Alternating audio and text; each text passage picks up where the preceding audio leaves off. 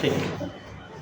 Good morning student. आज हम लोग गौतिक कला के बारे में पढ़ेंगे। गौतिक कला जो कि 12वीं शताब्दी के मध्य में शुरू हुआ था रोमन में, जो कि इसमें जो था यूरोप की ये सबसे महत्वपूर्ण कला कही जा सकती है एक तरह की। और इसमें जो है उसी काल में जो फ्रांस आई, तब फ्रांस जो कि पेरिस के आसपास फ्रांस के शासित जो क्षेत्र था, एक विशेष व सार्थक राज्य भिन्न गिरजाघर के रूप में वास्तुकला जैसे उद्भव हुआ था। तो इसका जो समय था वो 1550 से 1450 का माना जाता है। और इस काल में जो हुआ था फ्रांस में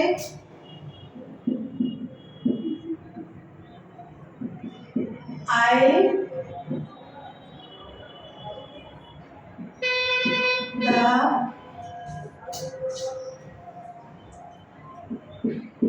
फ्रांस, इसका जो समय था वो 1150 से 1450 रहा। और जो कि पेरिस के आसपास का, पेरिस के आसपास का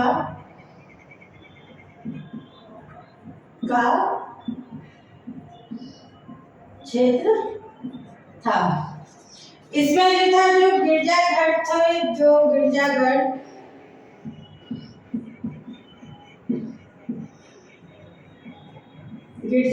की वास्तुकला का शैली का उद्भव हुआ था।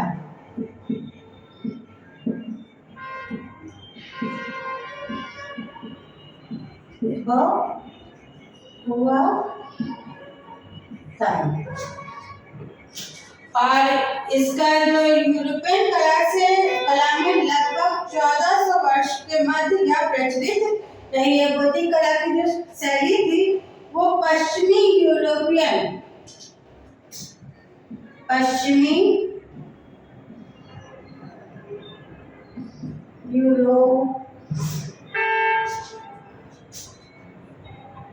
यूरोपियन में लगभग 1150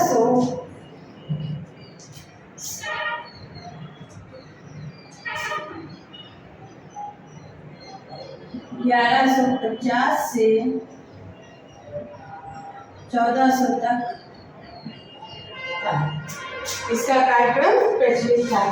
यह वस्तुतः बौद्ध एक प्रचलित जो बौद्ध प्राचीन जाति थी, उससे उसकी जो सांस्कृतिक विकास की दृष्टि से इसका असभ्य रूप था, जो कि 8वीं शताब्दी के इतिहास में ये पूरी तरह से विलुप्त हो गई थी। इसका पुनर्जागरण जब हुआ था तो इटालियन कलाकार जो कि मध्यकालीन का था समय, उस काल में इसको दृष्टि से देखा जाता था। हे दृष्टि से मतलब बुरी दृष्टि से इसको देखा जाता था। इटालियन कलाकार के मध्यकालीन में देखा जाता था। इसको इटालियन शब्द में जो कहा जाता था, इसका जो प्राचीन नाम था इटालियन शब्द में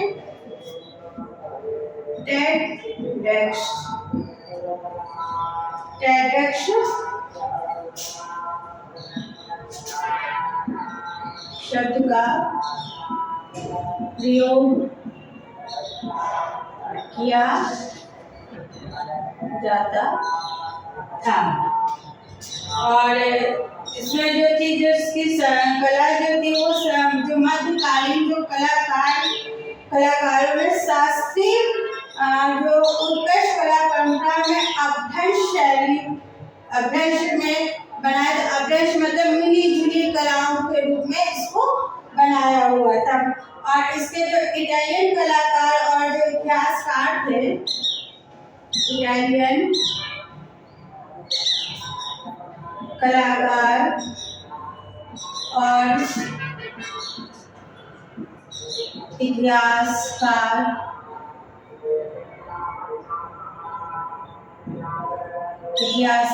जो थे वो जॉर्जिनो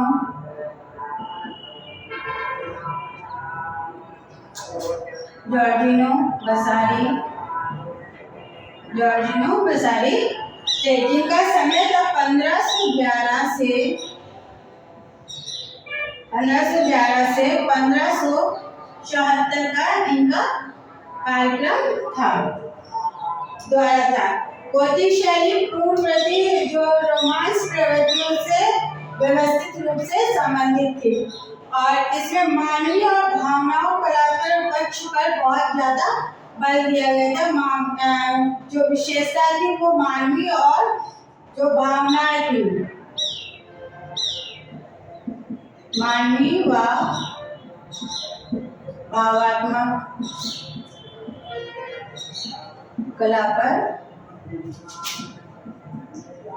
बल दिया गया था। गोथिक शैली में जो चर्च बने थे वो संत डेनिस का चर्च था। संत डेनिस का जो चर्च था, जो गिरजाघर था,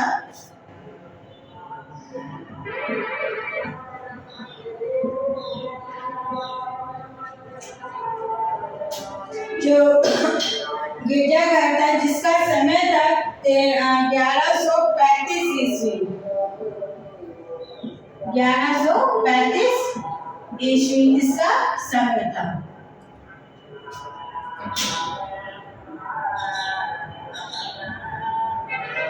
1135 इसका समय था। और जो इसकी जो गिरजाघर जो बना हुआ था, इसका जो पुनर्निर्माण हुआ था संत डेनिस का, तो इसमें जो परिकल्पना की गई थी वो एबॉट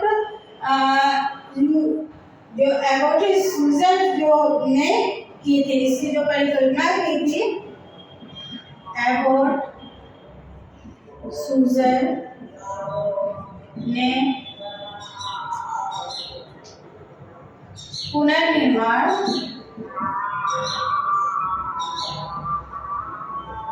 पुनर्निर्माण इसका किया था। और इसकी जो रूपरेखा थी, जो पुरानी परंपरा थी, जो भारी भरकम इसके जो पिलर थे उसके भित्तियों का परित्याग कर रिवर्ट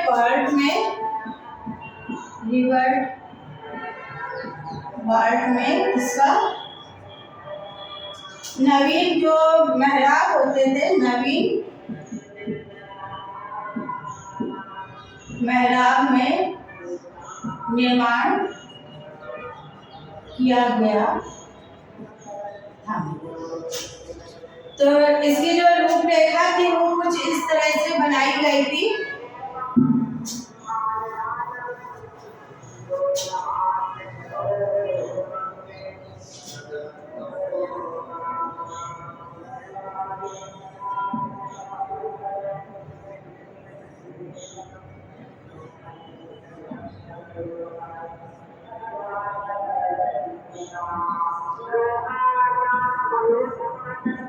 इस तरह से इसकी रूपरेखा बनाई जाती थी गिरजाघरों की, मेहराब की।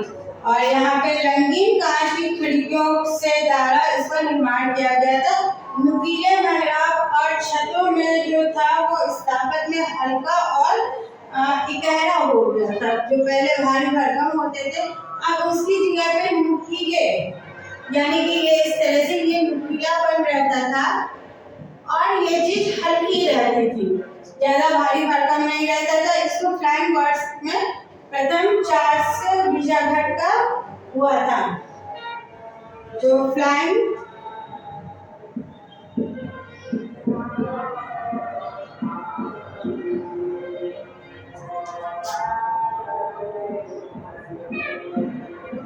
वर्ड्स में प्रथम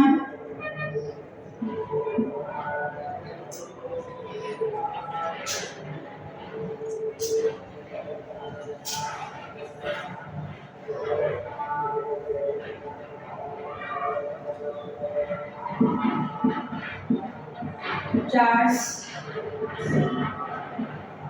गिरजाघर